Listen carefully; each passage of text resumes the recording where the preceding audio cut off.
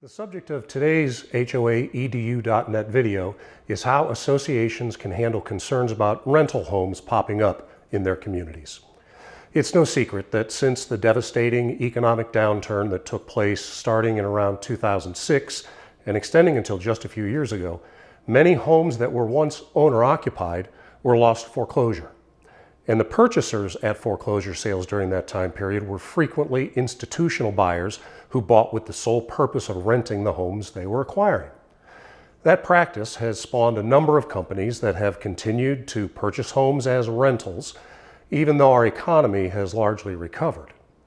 At Omni, we've been inundated by board inquiries about how to deal with the fact that communities, once typified by owner-occupied homes, have become overrun by renters, or are at risk of having that happen because of the proliferation of companies buying properties purely for rental purposes.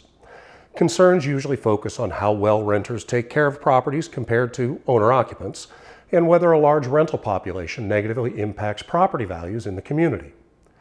As a board member, you're probably aware that your deed restrictions don't provide many limits on whether or how the association can limit rentals.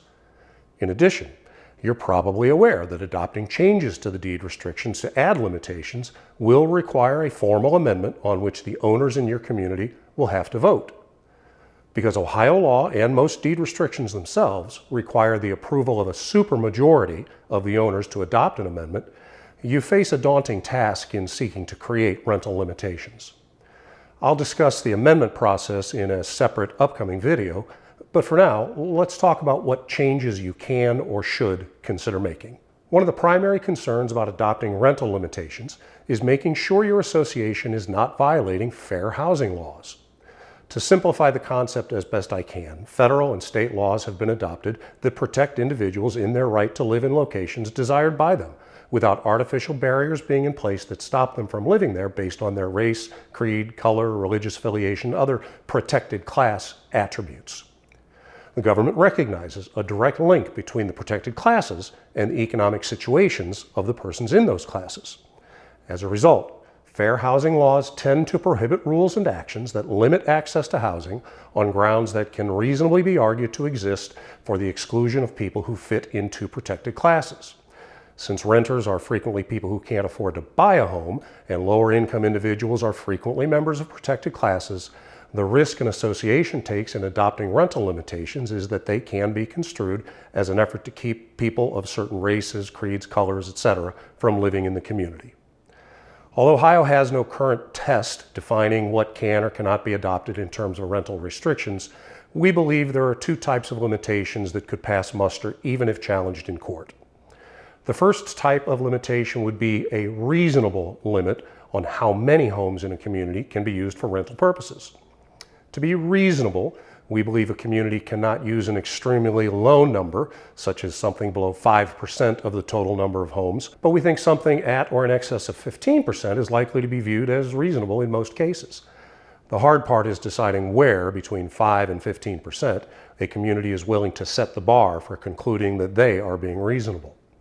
The second type of limitation is the imposition of a reasonable time period that a purchaser of a home in the community must occupy the home prior to converting it to a rental. Again, using a spread analysis, we think that over 2 years is pretty clearly not reasonable, and 1 year or less is likely reasonable. So the board decision would be finding something in the 1 to 2 year range that they want to adopt for their community. After reviewing this video, board members should meet and discuss the options I've just discussed and consider a plan for what you think is right for your community, and then your board should be in touch with me, or your attorney if your association is not managed by Omni, to discuss some of the other factors that are going to weigh on how you attempt to achieve your goal. You might want to adopt limitations in both categories or either, and you may have an idea outside of what I've discussed. The key watchwords you'll need to be aware of are reasonableness and fairness. To be reasonable and fair, the rental restriction must have a legitimate basis that does not simply keep out certain types of people. Maintenance concerns and home values are good starting points. Any rule will have to have exceptions, such as for owners who, due to life change situations such as death of a family member, loss or transfer of a job, for example, are somewhat forced to rent their home for a time period.